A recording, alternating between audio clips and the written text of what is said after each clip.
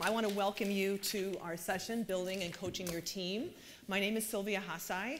I serve under many hats at the moment. I'm an advisor to a social enterprise called Dream to Learn, which is a peer-to-peer social, online social learning platform. It is a startup in very beta phase at the moment. I'm also a consultant and working with a group called Big Bang Philanthropy, helping to facilitate the collaboration of 17 philanthropies that are working on international poverty alleviation.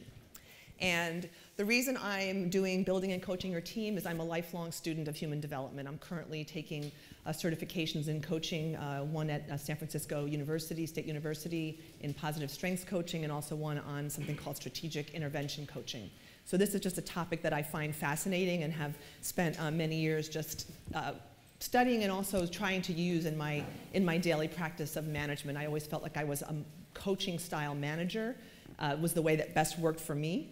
And these are sort of some of the things I've learned along the way. So welcome to what I want to call your seminar, not my seminar. I'm hoping that you're going to have an engaging session, and of course your fellow delegates are going to count on you to participate to make it that way. I want to do a quick check of the room and find out a couple of things. How many of you are first-time Skoll attendees? Great. How many of you are social entrepreneurs or CEOs of a nonprofit enterprise? How many are funders or investors? And how many of you are founders of your enterprise? Great, great. And anyone here that I didn't cover, any kind of other? Anyone sneak in past security? Okay.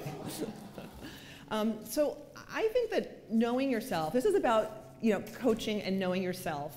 And I think that knowing yourself is one of the most important things about before you can even build a team, is really understanding yourself as best as you can. And understanding dimensions of motivation and personality and temperament are ways to do that.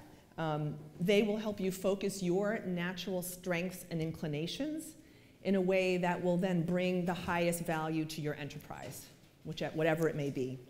And it will help you effectively round out your team. And I think once you have a team, I believe a coaching style of leadership goes a long way for great long-term results. And the key to that is knowing how to best motivate and engage each member of that team. You may have read a lot about employee engagement these days. That is crucial to success. They know that in the corporate sector, and it's unfortunate that right now some of the stats are something like only 36% of employees per se are feeling engaged, and that is not a good thing. So knowing how to motivate and engage people is really key to the success of the entire enterprise. I need to get my clicker, sorry. And my hope for this session is that you're going to gain a perspective on building and coaching your team through a better understanding of these various aspects, looking through these three lenses: 6 basic human needs, personality, and temperament. And I'll talk more about each of those as we go on. But I want to start by getting us a little bit into a coaching mindset. That word has a lot of connotations for different people depending on where you're from and what your own personal experience has been. And I'm curious to ask you for some of the first things that come to mind when you hear the word coach. And I need probably a mic to be available, and I need you to wait for the mic. If you could just shout out a few things around the word coach and kind of what comes to mind when you hear that.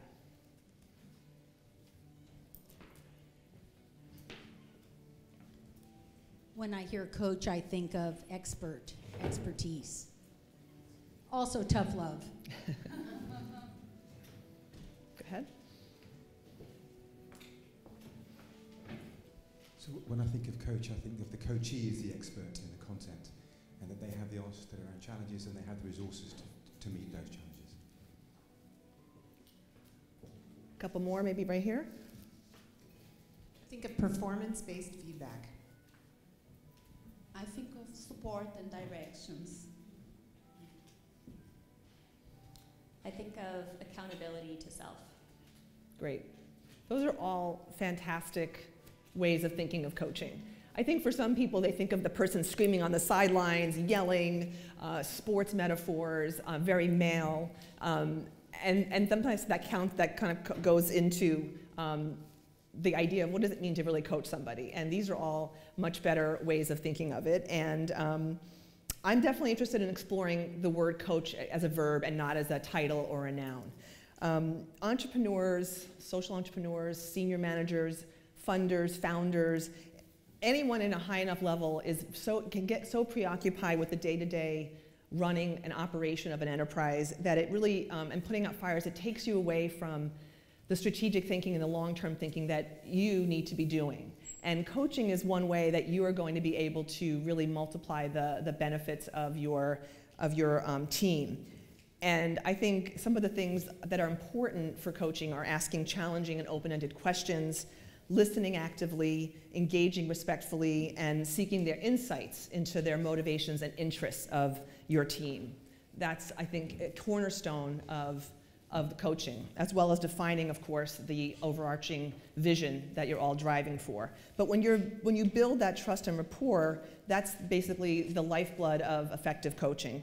And being able to challenge and support people, stimulate their learning and development, allows you then to let them do the work more effectively and be, again, able to focus on sort of longer term, more strategic objectives. And I'm thinking very often about, startups, social enterprise startups, founders, who I know are wearing 100 hats. And at some point, if they're able to be successful, they're going to be transitioning. And even after you've done that and been in a career for a while, it's a good reminder to kind of step back and remember some of these things. The theme for this year's Skoll World Forum is believe. And social entrepreneurs, they believe. They believe in their dreams. They believe in their ability to solve tough problems and make it happen. But they also believe in the ability of others to help them do that, especially the folks that they bring on as partners and as team members. And that's a key part of being able to be an effective coach, is to really believe that. And sometimes you see people and can take them where they don't see themselves. And that's another important part of being able to do this effectively, is helping them on that journey. And I want to just put up a couple of quotes that I found that really, I thought, for me, I really loved them. I searched far and wide. I looked at tons of quotes, but there was these two that I thought, I'm not going to read them out loud because I think you can all read, but this one and this one here, I thought really, especially the one about lighting a fire, not beneath them, but within them. I think that's a way to think about it and express it in a very succinct way. So I'm going to talk a little bit about motivation, and you need to be able to understand what makes people tick if you're going to motivate them. It's certainly true of your team members, it's true of a donor, it's true of a lot of aspects of life. Understanding what makes people tick is how you motivate them. And one of the frameworks is something called the 6 basic human needs, which basically postulates that we all have, one way or the other, 6 needs which underlie the choices we make. We find different ways of meeting those needs, and there are different varying levels of importance of those needs to us. And in meeting them, we can meet them in positive ways and negative ways, empowering ways, disempowering ways, and ways that are easy to fulfill, but we also can make it difficult to fulfill those needs. And sometimes when we meet those needs, it can be good for a person, it could be good for everybody, or it can also be bad for everybody. So I'm going to go through them. The first one is certainty. Well, these are the 6 altogether: certainty, uncertainty and variety, love and connection, significance, growth and contribution. So the first need is for certainty. And we all need the basic need of being able to feel safe, avoid pain, feel comfortable in our environment. We need the basics: a roof over our head, we know where the next meal is coming from, we know where to get help, we feel safe. Everyone needs it to a certain degree. I mean, when the physical needs we all need, but then there's an emotional need for certainty, and that varies from person to person. One way to meet that need is to be very organized, reliable, creating a very pleasing environment. Another way is to master a skill, so you're certain you can execute something. But avoiding challenges and risks and new opportunities is another way to be certain, because I don't have to challenge myself. I'm certain I'm not going to fail. I'm just going to kind of stay in my cubicle and do my thing, and I'm not going to volunteer for a new project. I'm not going to try a new skill. I need to be certain that I can be successful. And other code words for that are comfort, security, stability, feeling grounded. People who use those kinds of words a lot, who value predictability, that's a high need for them. Second need around uncertainty and variety. So we also all need that to some extent. I mean, variety is the spice of life. We've heard that quote a million times. We need challenges to our physical, emotional, intellectual selves. We all require some element of that. Some will require it more than others. I mean, having lots of interests, taking on new projects, traveling, reading widely, meeting different kinds of people. Those are ways we get variety in our lives. Some might seek out high-risk activities, thrill sports, but it can also be met in negative ways by being highly unpredictable, unreliable, taking outsized risks, and being too focused on the future and not at all on the present. Those are ways that we can bring variety and uncertainty into our lives. Code words for that are fear, thrills, instability, change, exertion, conflict, crisis, people who thrive on that. And again, there can be a negative and positive to that. So love and connection, did I miss one here? Yeah, love and connection. So love and connection is the fourth need, and again, obvious, we all need that to some extent. Some cultures epitomize that with romantic love. In other cultures, it is the family, the society, a tribe that provides that primary source of love and connection. Apart from the word love, connection is definitely felt through community in the workplace. We can perform good deeds and receive love that way. There's other ways to be loving that can be almost overly domineering and dominating in some ways that force people to provide us with that kind of love and connection. And certainly unity, warmth, togetherness, those are all kind of codes for that. Significance is the fourth need, and we all need to be valued and feel important to some extent. Significance, though, does involve comparing ourselves to others, and we're always sort of involved in questions of superiority and inferiority when we talk about significance. And for some, significance comes from providing for a family, doing meaningful work. It can be achieving something, building something, being the best at something. But in a negative way, it can be by being the worst at something. It's kind of hard to imagine that, but if you think about it long enough, someone who's a constant Debbie Downer, somebody who almost takes pride in being really not able to do something. You do get significance that way, but it's not a positive way to do it. I mean, holding a gun to somebody's head, that makes you significant. If you want to be significant in a negative way, you'll get that feeling if you are dominating somebody in that kind of negative, life-threatening way. Other words when people feel that as an important need are pride, achievement, discipline, valuation, perfection.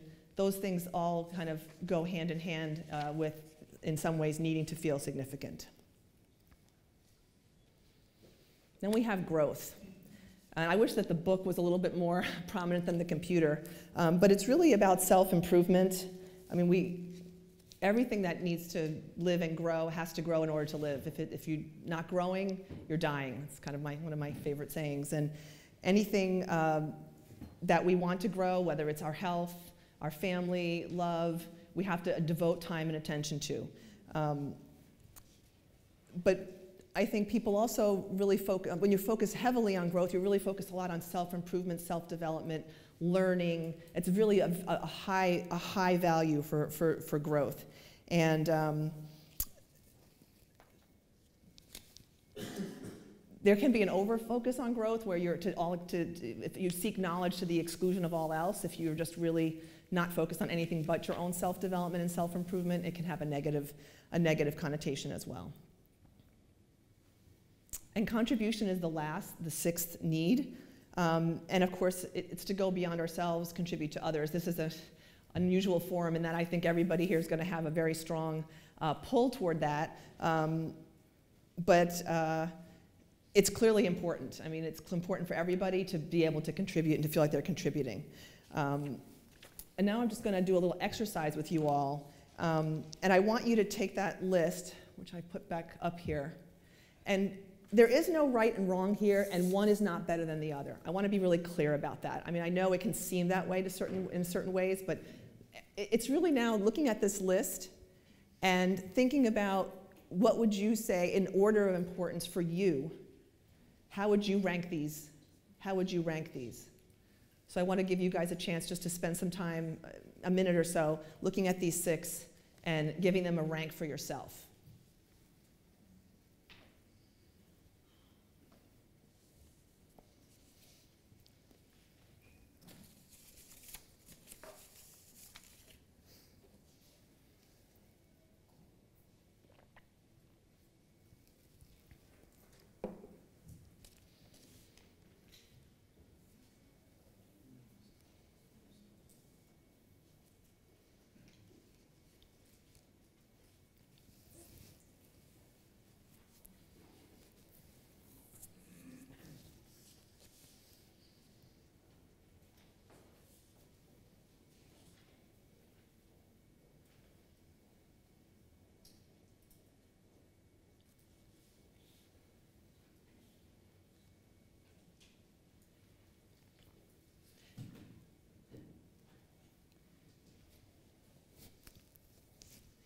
Okay, I'm going to ask for some participation now, I hope. I want folks to think about their top 2 needs and the 2 that they list at the very top.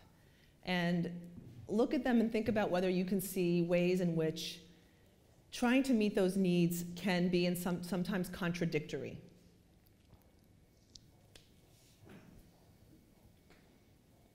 I can give some examples. I mean, if the first 2 were both top 2 for you, I need certainty, but I need uncertainty. I like variety, but I also really like things to be the same. I'm really torn between those 2.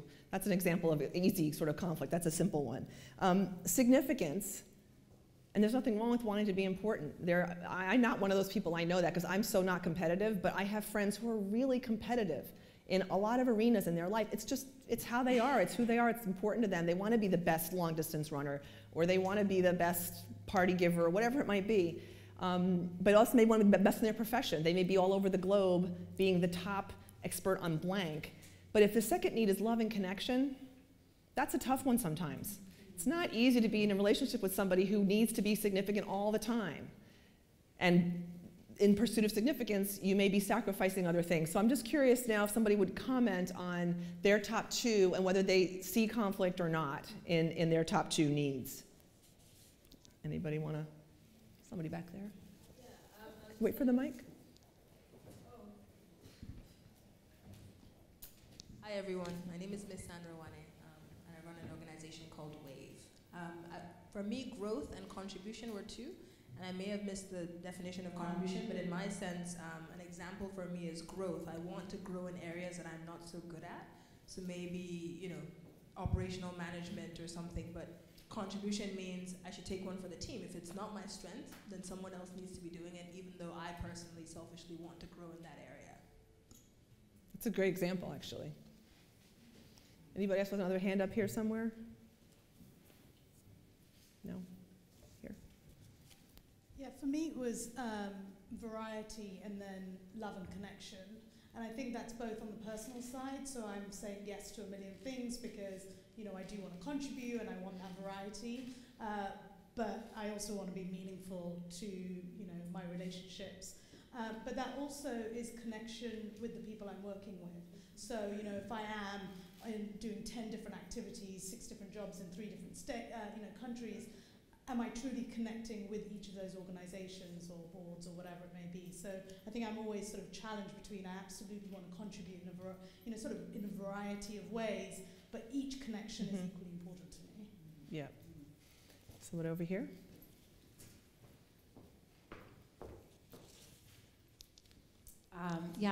I ranked love and connection and contribution as my top 2. And I think at an earlier stage in my career, I felt a lot more tension between those 2 drives than I do now. And I think, that's been a process of maturation and of recognition that if I'm really going to contribute, I actually need to be nourished in all of these other ways. And in fact, that nourishing the people I love in my life and my family makes me a better leader. And yourself. Yeah, exactly. But I do think, especially for people who are ambitious and driven, as I was and have always been, at an early age, there's a lot more conflict than there is if you hopefully get to a point where you function with some more equanimity. And you don't need to respond to this now, but I just couldn't help but wonder as you started identifying these 6 basic human needs, like there was no reference to the cultural context from which this body of research emerged, and don't we need to take account for that? And is there a presumption that these are fundamentally universal needs? And would everybody in this room identify the same 6 archetypes given the cultural diversity we have in the room? So anyway, I just wanted to raise that. Yeah, I think the assumption is that it's universal human need, and I think it's not meant to be, some of the references I made were very cultural about how you meet those needs. I think that other people could find different ways of expressing those basic needs, but I think to one extent or another, the example of love is one where, in the Western culture, romantic love is hugely dominant in the culture, whereas I think there are other cultures that is not the case. There's a different kind of love and connection. Other sources are primary potentially. I'd be curious to know from the room how people feel about the way these are phrased I mean, they're very basic, but if people feel that, I think I felt like it was universal enough, but I don't know if anyone else would argue otherwise.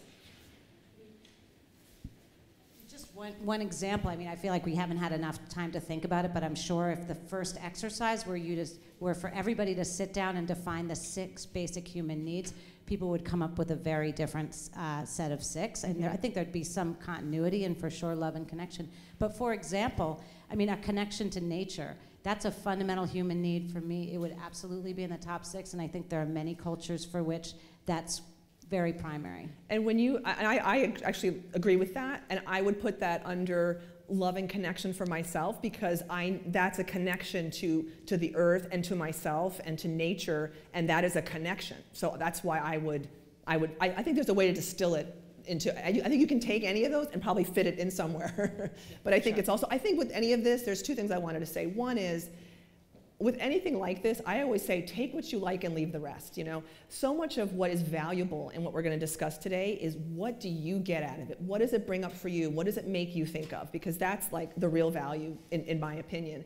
And also, I thought there was an interesting comment talking about my personal and professional lives, because it's true now with, you know, we know with technology that line is blurring, and in a way that's a good thing in some ways, because we are whole people, and we bring our whole selves to work. And I have a sister who's a manager who just can't understand why, you know, some people just have to bring their problems, and why can't everyone just be very black and white? That's the way she deals with things. But the truth is we're holistic. And so when we meet these needs, we meet them in certain ways professionally, certain ways personally. I think it's important to say that there's this dichotomy in talking about a lot of these things is, we are whole people, and we bring the same needs and self to work that we have outside of work in many ways. In many ways. I'm going to ask for one more exercise on this area, in this area, and that is to take those top two needs that you identified and write down 2 to 3 things that you need to do in order to feel that those needs are being met. So if you talked about love and connection, or talk about nature, you might fit that into love and connection. But if you can talk about the top 2 needs as you identified them and write down 2 to 3 things in each one of those needs, how do you meet that? How do you feel certainty? How do you feel contribution? How do you feel growth? What do you do?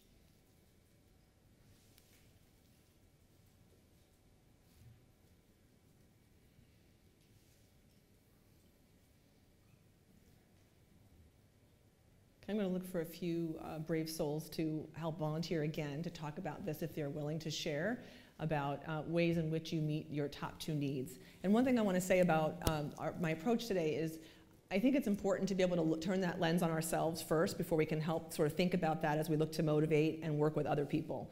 So part of this is about knowing yourself, to know your own strengths and natural ways of being in the world, which then help you build a team. But it's also understanding how you can apply these lenses to other people. So I'm sort of taking the let's look at ourselves approach first, and then we're going to do a little bit more work about talking about both ourselves and others after this section. So I have a hand up back there. Hi.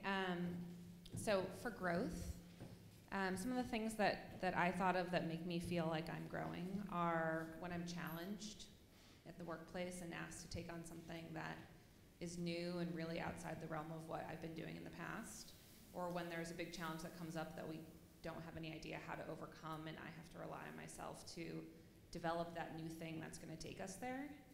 And then, another example of kind of what I need in order to grow is time to invest in myself. So time to, read what's happening in the space, time to take classes, time to attend events like this where you get to have those conversations that push your brain to start growing and learning new things. And I think sometimes it's easy to get wrapped up in how busy we are and how much of the operations of what we do we're responsible for, and kind of say, oh, I'm not going to travel to that thing because I just don't have the time this week. But in order to grow, I really have to force myself to take those steps.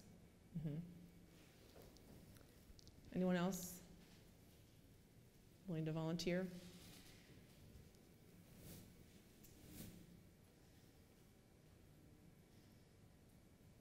Okay. Well, part of why I asked you to do that is to think about, it's important to meet, those are needs that are important to you, and it's important to meet them. And sometimes it's not easy to meet them. I think that was a great example, like this is an important way that you feel growth, but it's not always easy to do, and you may not always, I can imagine a time where I know people who get so busy that they look up and they think, wow, it's been 6 months and I didn't attend any other meetings, I just worked my head down, and sometimes you have to do that. But you suffer for that when that's an important need for you. So I would like to encourage folks to think about how you can make it easier for yourself to meet those two important needs for you. And sometimes we meet them in negative ways too. And think about if there are ways you meet those needs negatively. I definitely have a certain need for certainty, and it does sometimes make me afraid to take on challenges. It's a lot easier. I thought about Hillary Clinton. I thought, how much easier would it be just not to run for president? But I think her needs are different than mine, I would be happy in my house in Chappaqua and taking it easy at this point. But, there's different needs, and it's important to respect them and honor them and find ways to meet them. And I think when you are working with others and you begin, and we're going to go further on, you'll begin to see how some of what we talk about fits into meeting these needs. Understand what some other people's primary needs and motivations are, and there are ways to encourage them to meet them more positively if they're not meeting them in a positive way, if they're contributing to your team in a negative way. But if you can figure out maybe why, do they have a certain need that they aren't meeting well, or do they have a certain need that they have that you can help them meet, is important. So that's a lens that I just encourage folks to think about for themselves and for others that they work with. The first 4 of these needs can be said to be needs of the personality, and we'll see that toward the end of the presentation, how that fits. But I think the last 2, everyone has to meet the first 4 one way or another. They're kind of essential to just kind of feeling okay in the world. They're balanced, but they're very essential needs. We could argue that growth and contribution are essential, but that not everyone actually really does meet them or have the opportunity to do so, and they're very much needs of the spirit in some ways. You could get by, and if you don't grow and if you don't contribute, you might get by. I don't think you'd have a very fulfilling life, or you'd be very fulfilled in what you did, but you could probably get by.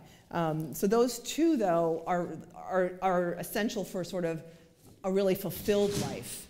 And because people meet their needs in so many different ways, fulfillment comes in many different textures of people, because they're all trying to balance all these things, and hopefully they're also using growth and contribution, because that's really where you get the greatest plus and power when you're contributing, adding those on to meeting any other need. So we're going to look now at personality and temperament as ways of finding a sweet spot where your strengths and natural inclinations are met with ease. People can be good at a lot of things, and they can work really hard to be at good things, but there are definitely just some things you're going to be naturally good at. And I think one thing we forget, because we are the way we are in the world, we sometimes forget that not everybody is like this. Like, you'd be surprised at how easy It can be for some people to be a public speaker, and that would just, someone would never do that. And if you're really good at it, you just might not think so much about how it feels when that's not what you want to do.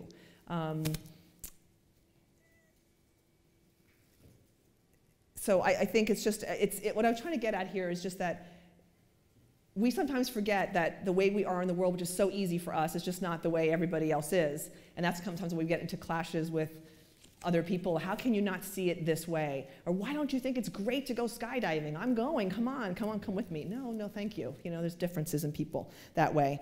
So there's lots of ways to think about personality, and there's type A, type B, there's right brain, left brain, there's something called the Big Five.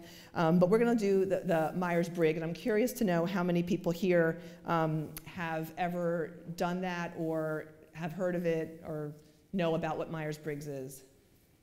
And anybody here who has not?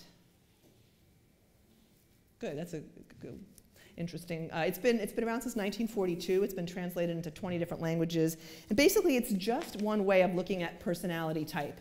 And I always say that, again, take out of it what you find. I'm curious if you've done it before. Do you remember? Raise your hand if you know what you are, your type. And also, if you think that you really understand what it means. That's how I felt. I did that when I was like in my 20s, and I got this 4-letter designation, and I probably never thought about it much again until about 20 years later. And I thought, well, and I got back into reading about it, thinking about it, working with it, and definitely with experience, it has a different ring for me now than it ever did before. And you know, what it really just aims to do is say that there's seemingly random variations in behavior, but they're actually not so random as we might think. They're actually orderly and consistent because it's based on the ways individuals use their perception and judgment. And so if people are perceiving things differently and judging things differently, they're going to have different conclusions, they're going to have different interests, reactions, values, motivations, and skills. And so that's what we're going to run through that fairly quickly. I don't want to dwell on it actually too long because I think a lot of people do know a lot about it, but I found that when I went over this again, I had a different aha moments every time I sort of look at this. And so there are 4 dimensions that the Myers-Briggs instrument does tries to help us understand. And the first one is which world do we prefer to focus on? Is it inner or outer? And that's the extroversion-introversion dichotomy. The second one is about information. And that this one, sensing or intuition, for the longest time, I just was like, what does all that really mean? I'm very intuitive, yeah, but I didn't quite understand that it meant about focusing on information. What kind of information do I notice? What do I take in? And do I prefer to interpret and add meaning, or is it just the facts? So those are the first 2. The next 2 are decisions. Uh-oh.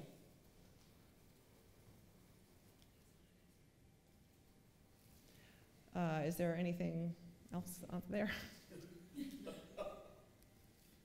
It's very strange. I mean, I'll just keep talking. Okay, check the Dropbox folder. I sent both a PowerPoint and a PDF version. Maybe there's another version that will work. In any case, so the second one is decisions. When you make decisions, do you prefer to look at logic and consistency, or do you look at people and special circumstances? And that's the thinking and feeling dichotomy. And then the 4th one is structure. In dealing with the outside world, do you prefer to get things decided, or do you like to have your options open and be open to new information and possibilities? And that dichotomy is the judging and perceiving. Now, if you did this test, it's a 90-plus questionnaire. We're not going to do that. We were going to do a 4-slide kind of fast food version, which I thought was really fun and brilliant because really within 1 slide for each type, you could, for each sort of characteristic, you could probably answer it by looking at just these 2 columns of various preferences, and immediately just look at that and not have to do a 93 question test. And if you weren't sure of your type, or if you wanted to do your type again, we were going to run through those slides. Guys, what do you think of the chance of that? Yeah?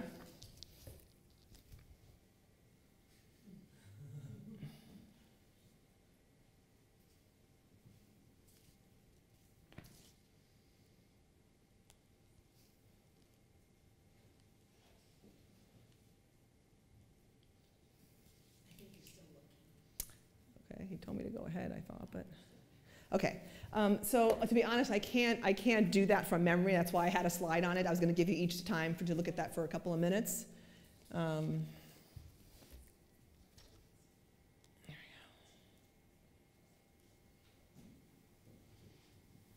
go. No certainty, no certainty. Exactly. Keep going, keep going. Keep going. All right, go, let's see. Next, and then one more. Okay, so I want to give you guys 2 minutes. Oh, what happened now? And what you can do is also look, if you want to put a line, a continuum, E on one side, I on the other with a thing in the middle, and don't overthink it. Go with what feels right for you, and there's a couple of things that will influence this. I mean, there's definitely changes over time. I think basics don't usually change, but there are differences over time. Culture, gender, there's a preference, one would say, very often in the American culture for extroversion in general. One could feel that way. And so there are sometimes cultural changes or gender expectations that may sometimes pull on you. Occupational training or job demands may also lead you away from your natural inclination. I had a friend who was an investment banker and a lawyer, and she said after she quit both those careers, her feeling section got a lot better. So if you're undecided when you look at this, there's 2 questions you can ask yourself. If you had to be one way or the other for the rest of your life, what would you choose? That's one way to make a decision. And the second one would be if I had a preference, which preference would give me the most satisfaction if I was left to behave any way I wanted? So if we can get those slides up, we'll do that. If we don't, I will improvise.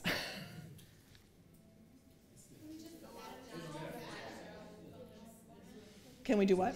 Yeah, that's fine with me. We can do slides. I don't care if it's not in that fancy. Yeah, that's fine. You can do it like that. You just need to get. All right. Yeah, just stay on the slideshow function. It's totally fine with me. It's number 15. Number 15. Okay. So can you see that? Okay, so just take a look at that and go and just humor me if this is a little boring for you, but I hope it won't be. And give yourself a chance to look at it again, because I honestly feel like when you have time to think about these things, it really does sometimes bring a lot of perspective to this is why I do things the way I do and why I have such problems with someone else who doesn't do them the way I do. Because we're so used to being in our skin and the way we are in the world, the way we judge things, perceive things. So take a look on these and just give yourself a chance to give yourself a type on each of these letters. I'll give everyone, I'll look at the room and I'll signal to you and I'll make sure you all have done this before I move to the next one.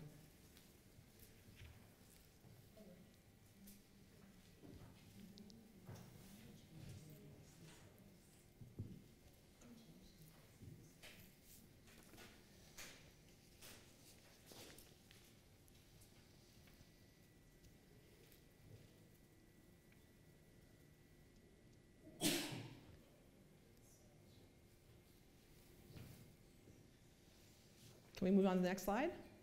Okay, next one, please.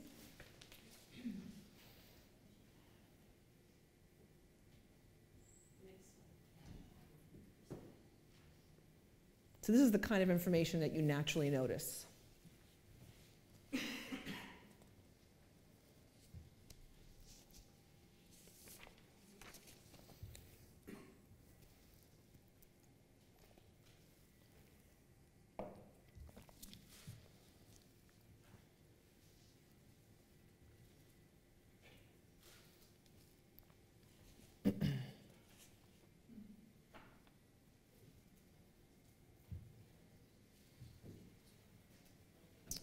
Okay, can we move on? Yeah. All right, next one.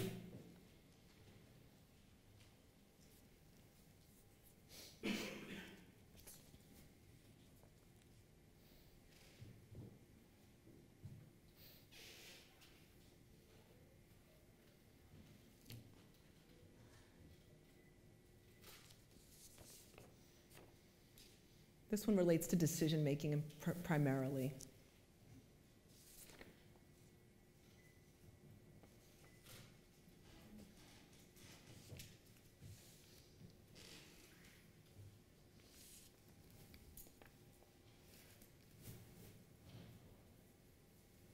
Okay, move on to the last one of these.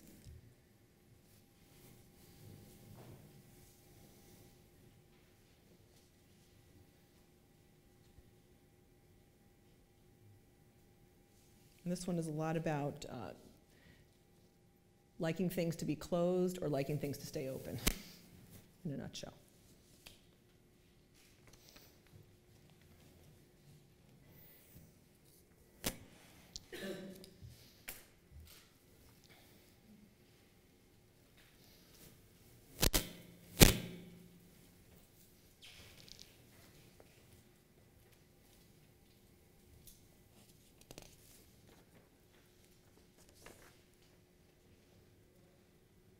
Okay, so if everyone has completed this, then we'll move to the next slide. And basically, what the Myers-Briggs does is give you this lovely table of 16 letters jumbled up that tell you what you are. And basically, this is just very much indicative of preferences and the way you like to be in the world. It's a little bit like a handwriting exercise. If I asked everybody to write their name with the hand that you usually write with, it'd be very easy. If I asked you to switch hands and write your name, I mean, you would do it, but it would be a lot harder. And that's one way I like to think about these types. I'm not going to go into every one of these types because it's just too long, complicated. I'm not a Myers-Briggs specialist. There's plenty of information once you've found your type to understand kind of what that means and to read up on it. I did think it was interesting, though. I'd like to get a show of hands. Who in this room, how many people are ENTPs? Who ended up being an ENTP? What do you have? I have EIFJ. EI, you probably used I instead of N for the intuition piece. Oh, okay. Common error. Anyone else an ENTP here? I'm a little surprised that there are not more of you. But the reason why is that this type is often called life's entrepreneurs. And very often you'll find inventors, entrepreneurs, venture capitalists, and investors in this category. And I'll break down a little bit about this category and what their strengths are. You'll see why, for example, you might expect to find a lot of entrepreneurs in this category. They are engaged in creative problem solving and generating new and innovative approaches. They acknowledge and encourage creativity. They like to meet and have interaction with lots of different people. Their work environments, they like rapidly changing environments, high energy, casual, but high degree of personal freedom, and allow for spontaneity. They're sort of most effective, they'll be most effective when they're, and the way that they can be most effective is generating enthusiasm for themselves and their ideas. Certainly true for many entrepreneurs. Seeing new and exciting possibilities. They have a very ingenious and imaginative use of systems. And I think if you think about entrepreneurs, you might find that quality. And they also create their own opportunities, get a lot of information from people. They enjoy networking, but also of taking in information from a variety of people that they meet. And they also know how to improvise. They deal imaginatively with the unexpected and have a good capacity for analyzing kind of long-range implications, anticipating consequences. But they also have some pitfalls, and I'd be really curious to see if some of these resonate with any of the entrepreneurs in the room, even if it's not your type, okay? There's still aspects of everything that resonate with people. I don't feel you should ever be locked into just thinking that that's the only thing that you might be.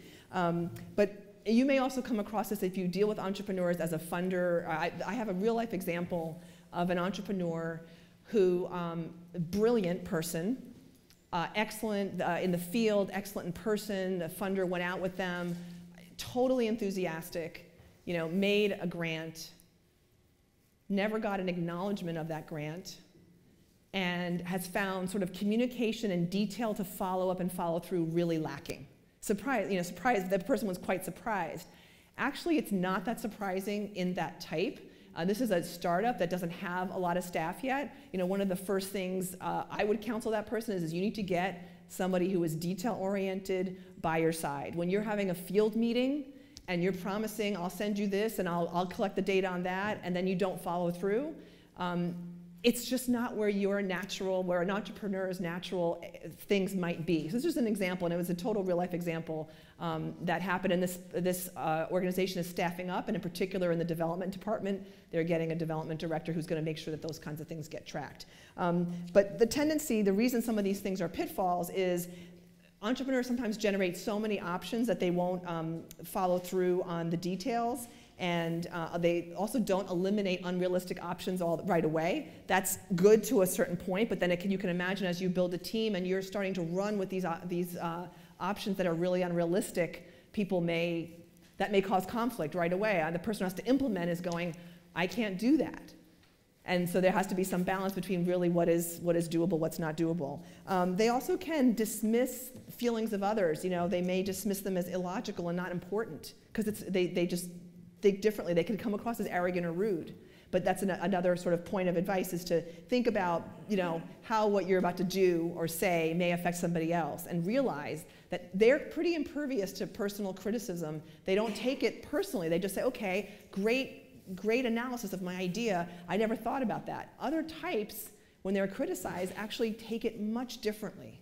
Much more differently. And so even though there's a lot of advice that says, I've read a lot of advice that says don't couch constructive criticism with positives first and then just give it straight and give the bad news. But that doesn't work for everybody, actually. It's important to be aware of the differences in how people perceive things. And also, you know, not interrupting and listening. Sometimes they're so full of ideas and energy that they may not pay attention and interrupt people when they're thinking. So these are just some real life examples of, you know, an entrepreneurial personality and some of the qualities, characteristics, strengths, pitfalls that they run into. And I think any of them have that. And I encourage people to just take some time to read up on their own type and understand what is true for them. And I thought the sections that talk about kind of, here's what you're not great at, what can you do, what are some strategies that you can work to bolster those things, although I think you should still play to your strengths, but the real world doesn't let us do that all the time. We sometimes have to do things that we really don't want to do. Yes? So, I'm a real fan of the MBTI instrument. I'm an MBTI trainer. Oh, great. Thank you. Thank you. So I'm an enthusiast of MBTI. The challenge I have is in my colleagues around me, I can spot their type, although I'm basing it on service behavior, which is naughty, but I'm spotting what I think are their likely preferences and their likely types, and I can see characteristic strengths and pitfalls all over the place. Yeah. The challenge I have is I'm already an enthusiast. I already know about it. The challenge I have is how to drag some of my colleagues who aren't interested in this theoretical abstract stuff, right. You know, and to help them to reach a point of self-awareness that we talked about at the beginning. I mean, I love it, but how do I get my team to love it just as much as me? Well, I think it's maybe doing a real soft sell, coating the pill in a bonbon. You have to be creative about finding different ways to help them see the light, right? I don't know, you know, if there's ways to also just maybe not so much their own self-awareness, but helping them understand more around what they like about their job. You know, what is it that they like? What don't they like? And then help them, more than just be aware, is there a way that you in your company or in your enterprise can actually, this is one of the things I think about that's important about teams. You know, if you think about a building block tower, you know, we're not all the same. We're different colors, we're different shapes. Think of it that way with this. And when somebody leaves and you just put someone else in, they're not a perfect fit, right? It's a great opportunity to think about rejiggering. So are there ways to rejigger what they do to fit them better? And when they see that, when you talk to them about what is it they like and don't like, that's okay. It's self-knowledge, right? Making them self-aware. Wow, you really like to meet with customers, and you like person-to-person meetings. You don't like being stuck on the phone because it's not enough contact for you. That's an important data point that you have just recognized, and now I know, and can I change anything to help you meet that need? I think it's more about coding it somehow. Yeah. Can I just add to that? I was on a sort of like National Health Service clinical leadership scheme, so like lots of physicians who think they know everything and really were not interested in this. You know, we definitely tried the individual personality thing. People were like, great, thanks. But we had an MBTI trainer over the course of, I think, a year. And I think the most effective training sessions were when they took real life examples that we were going to be facing and did it as a group, right? So it's like, okay, you have a media issue and work on it. And then they started to partake and say, this is why you responded in this way. And then even like the exercises where, I'll never forget, it was a bottle of champagne, and the trainer said, you know, tell me about this, and set the two groups. So she had already identified who we were. And we put all these words on a sheet and then opened up, and I was like, I'm an N. I was like, what? Like, why are you describing the font on the bottle? And then that group was like, why are you talking about congratulations and sex? Like, the two groups were just like, what is going on? And then we took that into what it means in terms of running a meeting or doing teamwork. And just that relevance and doing it as a group was so much more effective than, you know, here, fill in the questionnaire, this is who you are, self-awareness thing. And if you are doing it in a work setting, you can have a hypothetical example. We have to have layoffs.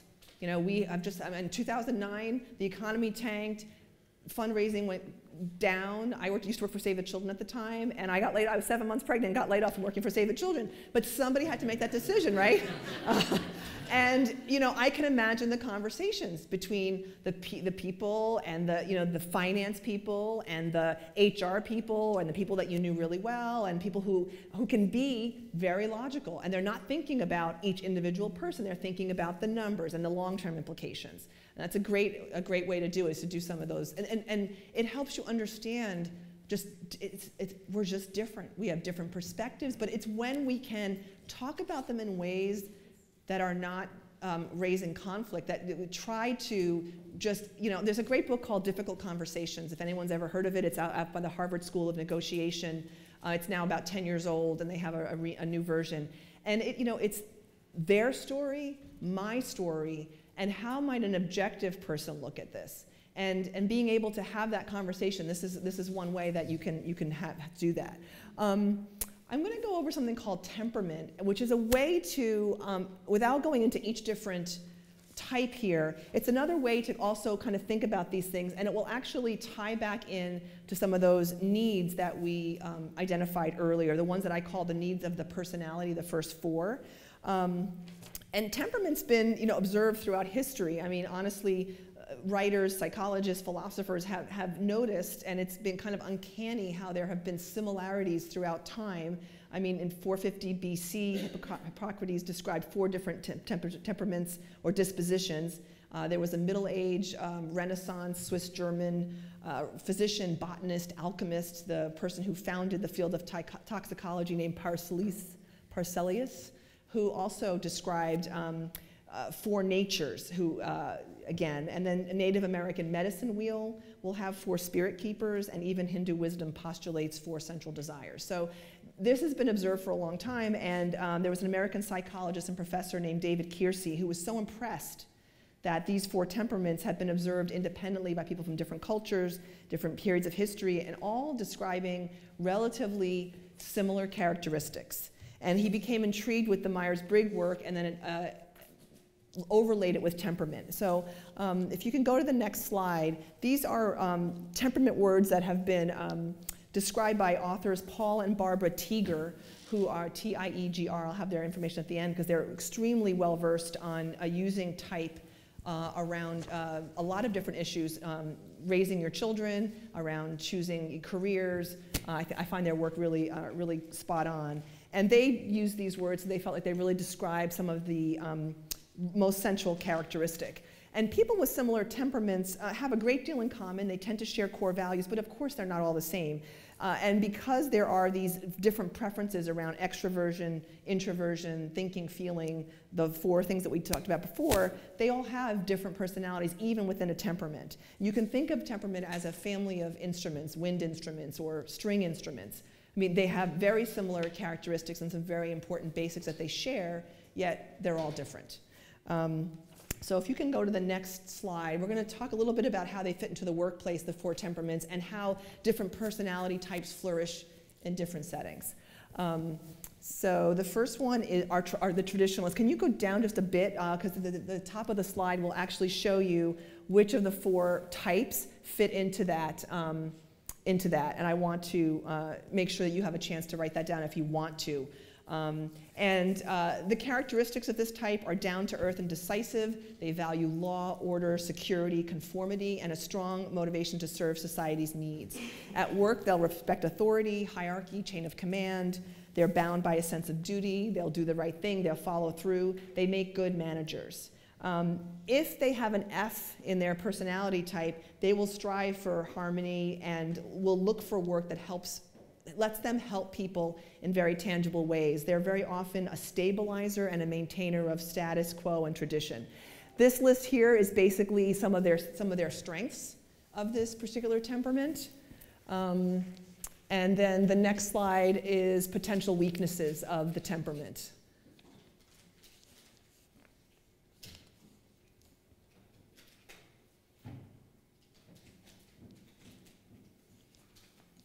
And the last slide will show kind of good work environments for that traditionalist temperament. If you could go one more slide.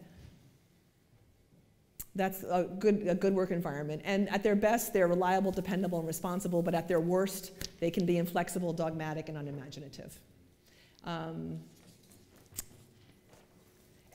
I think this is the temperament that fits into that certainty slide. I think very often I would not be surprised to find that this temperament would value and try to meet the need of certainty more than others. That is not something I've ever read or a link that's been made, but I believe that is actually how I would put those two together. I'd be curious to know if it was true ultimately. It would be good information.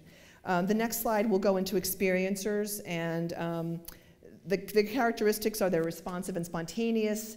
They're the most adventurous of the four temperaments, and they definitely live for action, impulse, the present, very focused on the present. They value freedom and spontaneity, and they'll seldom choose activities that impose too much structure or too many rules. They're pretty good at taking risks, easygoing, pragmatic. They can be thrill seekers who like being on the edge. And at work, they want to be free to be active and act on their impulses. And this is a slide that will show kind of their strengths here, and the next slide will show kind of potential weaknesses.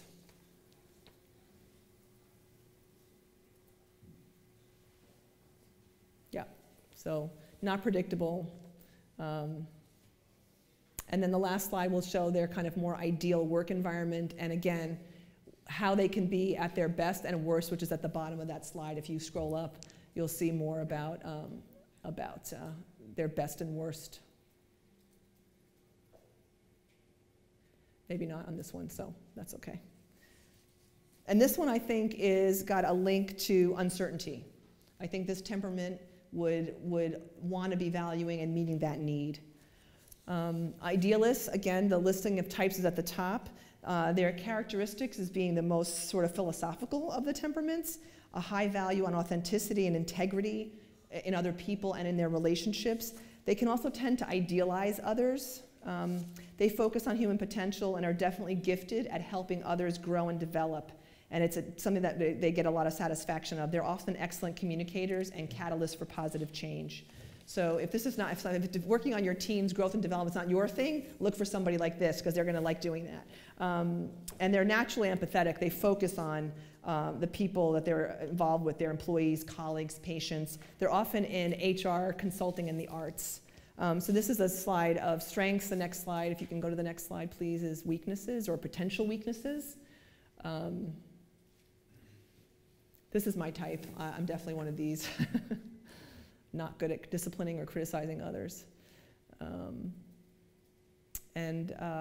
you get to the bottom of their listing of two things that are related to? Maybe not. And then this is the slide that I think this is the temperament idealist that would be most connected to love and connection when it comes to meeting those four personality needs that we talked about earlier.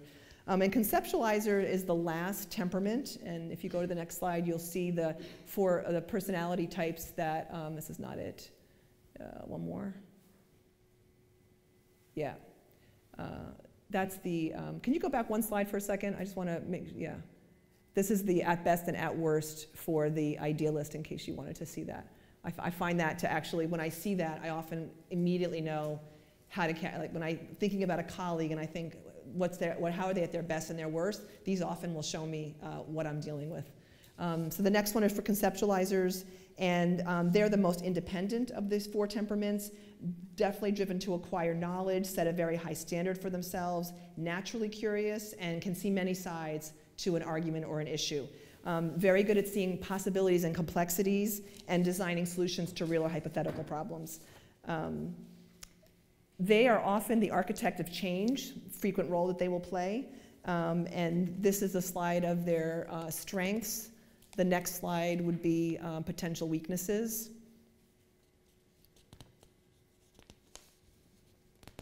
And the last slide will just show kind of elements for an ideal work environment and how they can be at their best and at their worst. And if we think about some real life examples, and I picked 2 that I hope would resonate with the audience. In a foundation, your director of finance is likely to be a traditionalist. One of those 4 types, but likely to be a traditionalist. The operations is an experiencer. They have to adapt quickly and deal with really concrete things. The director of HR is probably an idealist temperament, really values connecting with people and working with them. And a CEO, hopefully you have a good HR person, and a CEO is often the conceptualizer. In a humanitarian organization, here are some examples. Grants and a contract manager, traditionalist. They're going to dot their I's, cross their T's, buy the book. A frontline humanitarian aid worker is going to be an experiencer. They're going to be okay with uncertainty, with kind of a little bit of thrill and, you know, a lot going on, and they're probably not going to be the in-country person after the, like if you're doing a disaster, like I used to work for Save the Children, disaster relief people that would go around the world at a drop of a hat when there was something going on, stay a few months, but they didn't become the country office director. That would not be their thing. They moved on to something else, you know, kept up with that, with what they naturally like to do and what they're good at. The community outreach person or a personnel training program in a large organization would be an idealist, and the VP of planning or the VP of marketing and development would likely be a conceptualizer. So let's try to give some real life examples of what people what roles they might play. So, you know, type development is a natural process.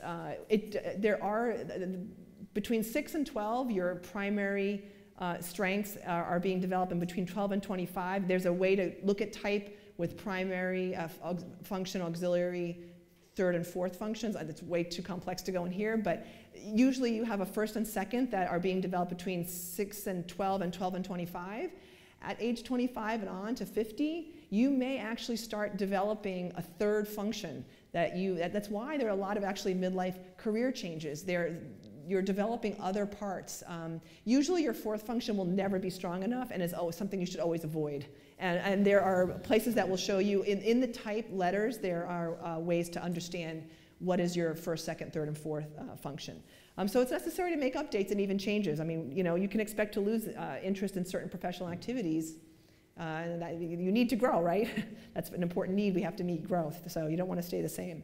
You know, my goal was to hopefully provide you with a different way of looking at and understanding yourself as one of the first things to consider when you're putting together a team, so that you can be clear on what your highest value and unique skills are, so that you can bring that to your organization and figure out what kind of skills you might need to complement yourself. And also to understand that so that you can help motivate other people. So you can help understand what needs they might be trying to meet, what perspective they might be coming from. And I hope it's done that for you. I hope it's given you some. It's very there's a lot of complexity and much more. It's very interesting when you really delve into it. So I have a slide, next slide, which has some resources if you want to explore further. And I'm going to work with the Skoll team. I think there's a way to get this presentation online somewhere. And I will try to put that online so that if you wanted more information, you get all the notes, you could go back to it. And I just really want to thank you for coming. Connecting with people and helping them understand some of these tools is the way I meet my needs of connection and growth and contribution. And so I want to thank you and express my appreciation also to Skoll World Forum, the team here, and especially to the curator, Sarah Borgman, for inviting me to be part of this wonderful gathering. And I wish you all a really great Skoll, and thank you again for coming. And I can answer any questions that I can at the moment if there's any questions. I think the expert here, I think we should ask him any Myers-Briggs questions. But yes, I see a question here. Sorry, just very quickly. I think this is really good for building a team, but there's also social entrepreneurs that are sort of trying to build a board. And I was wondering if there's particular characteristics sort of out of those sort of personality types that make better board members than others. I'll let him answer that. Can I? Yes? So MBTI in its purest form tells us about people's preferences. That doesn't tell us about skills or abilities. That's right. So you shouldn't really strictly use it for recruitment. Okay? Right. You should use it in a development context. So we shouldn't be thinking about MBTI as a tool to help us recruit the right person for the right function or role. Does that help? Once you have a team assembled, it's a very helpful tool for development. Again, it's not about pigeonholing people into a particular box. You are an MB, you are an ENFP, end of story. Yeah. It's about opening people up to possibility through exploring opposites, etc. Yeah, I should have said that. The point about preference and not ability is a basic, important part about Myers-Briggs. If you want to use tools for assessment for recruitment, there are tools out there, but MBTI shouldn't be used for recruitment. I would also say for boards, there's a lot of information out of Harvard Business School and other places that diversity is crucial to success in boards, both in perspective, experience, and gender. Very important. There's a lot of studies out of Europe which they have mandated female participation in boards, and those companies have better bottom lines. So it's an important lens, not just for appearance sake, but for true bottom line results. Okay. Well, thank you all again for coming.